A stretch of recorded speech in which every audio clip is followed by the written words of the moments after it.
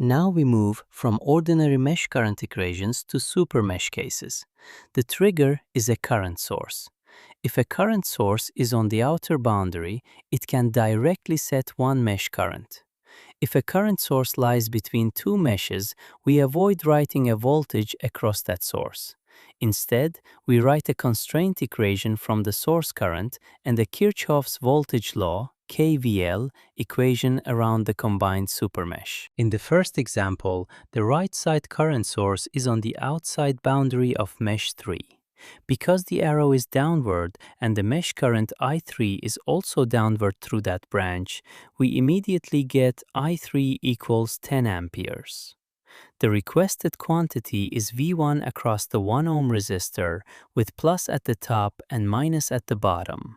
So after solving I1 and I2, V1 will be 1 ohm times I1 minus I2. For loop 1, the 6-volt source is a rise, then the 4 ohm resistor and the shared 1 ohm resistor are drops.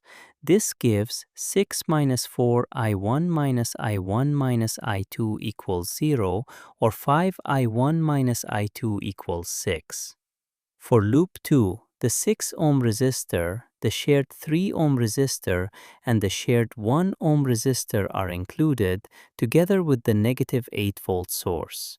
After substituting I3 equals 10 amperes, the second equation becomes I1 minus 10 I2 equals negative 38. Solving the two equations gives I1 equals 2 amperes and I2 equals 4 amperes.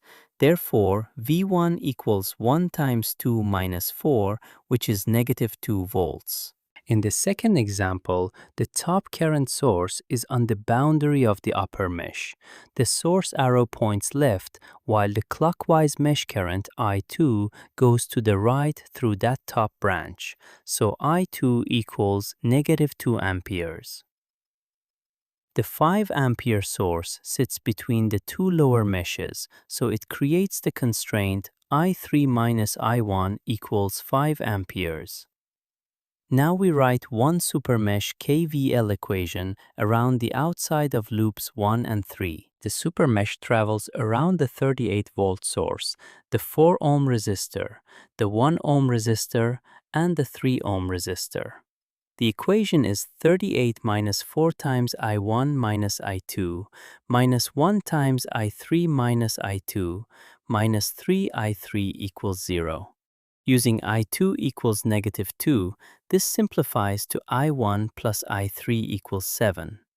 Together with the source constraint I3 minus I1 equals 5, we add the two equations and get 2I3 equals 12. So I3 equals 6 amperes, I1 equals 1 ampere, and I2 equals negative 2 amperes. These two examples show the two most common current source patterns in mesh analysis. A boundary current source directly fixes a mesh current. A current source between two meshes creates a supermesh. One constraint equation from the source and one KVL equation around the combined outside loop. The sign is not decoration. It comes from comparing the source arrow with the chosen mesh current direction.